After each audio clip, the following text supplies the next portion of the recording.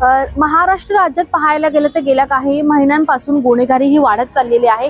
विविध प्रकारचे चोरी असतील किंवा मग अभिनेते असतील त्यांच्यावर हल्ले असतील असे प्रकार गुन्हेगारीमध्ये होत आहे। पाहायला गेलं तर सर्वात महत्त्वाचं मुंबईतील बँड्रा या ठिकाणीच गेल्या काही महिन्यांपासून 3 घटना घडलेल्या आहेत। अभिनेत्यांवर हल्ले होत आहेत आणि पाहायला गेलं तर या घटनांचं कारण समोर आलेलं आहे ते म्हणजे बांगलादेशी घुसखोरी। बांगलादेशी घुसखोरी देखील आपल्या महाराष्ट्रात देशामध्ये वाढलेली आहे। त्यामुळेच कुठेतरी जास्त क्राईम घडतात का असा प्रश्न उपस्थित होत आहे आणि याच संदर्भात आज आपण प्रतिक्रिया जाणून घेऊया लोकांच्या की त्यांना काय वाटते की गुन्हेगारी महाराष्ट्र में या देश भर में क्राइम क्यों बढ़ रहा है, क्या वजह है? उसके रीजन हम जैसे लोग ही है, क्योंकि अभी जैसे कि जो भी चीज होता है ना तो हम सब वो चीज को लेके फॉलो करने लगते हैं, लेकिन उसका जो साइड इफेक्ट होता है ना वो हमें पता नहीं चलता, वो हमसे छुपा हुआ रहता है। लेकिन वो बाद में आके जब पता चलता है ना तब सब अवेयर होते हैं कि ये गलत है और ये हम ही कर रहे हैं, और ये जैसे कि बेसिकली हम ह्यूमंस की वजह से ये सब होता है। इस सब के बीच में सेफ कैसे रहा जा सकता है? सेफ, अपनी सेफ्टी तो जैसे कि अपने हाथ होती है। हमें अभी हम इतने बड़े हैं कि हमें नॉलेज है कि हमें कैसे रहना है, कैसे हमें मतलब अपनी सहायता करनी है। जैसे हमारे घर वाले भी हमें बोलते हैं कॉलेज जा रहे हो आ रहे हो तो तुम्हें कैसे रहना है, और सबसे मेन की क्लोथिंग, आप क्या वेयर करते हो, आपकी थिंकिंग क्या है।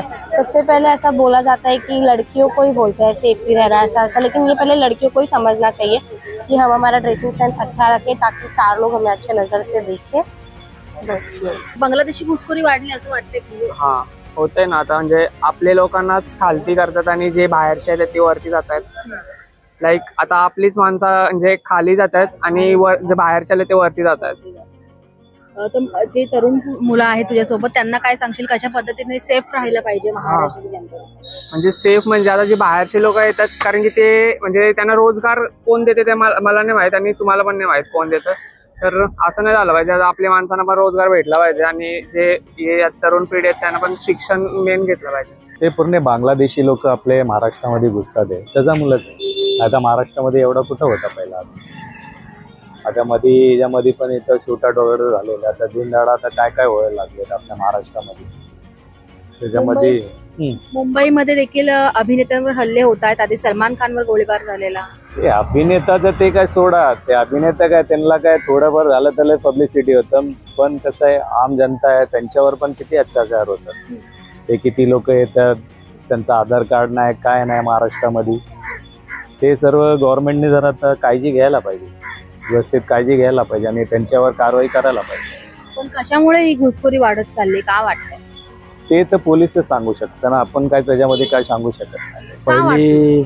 पहिली गोष्ट तर गुन्हेगारी म्हणजे हा ट्रेंड झाला एकतर ऑनलाईन इंस्टा मीडियाद्वारे आता खूप चुकीच्या गोष्टी घडत आहेत आणि काय काय इन्फ्लुएन्सर्स आहेत ते स्वतः प्रमोट करतात या गोष्टीला की बाबा ह्या गोष्टी होतात असं तसं, पण रिअल लाईफमध्ये खूप डिफिकल्ट आहे। जे आत गेलेत जाऊन आले जेलमध्ये त्यांना विचारा, आमच्यापेक्षा त्यांच्याकडून जास्त माहिती पडेल तुम्हाला गुन्हेगारीबद्दल। तर आणि मी तरुण पिढीला पण हे सांगेल आमच्या जनरेशनला की यात घुसू नका, खूप वाईट परिस्थिती आहे तिकडे सर्व।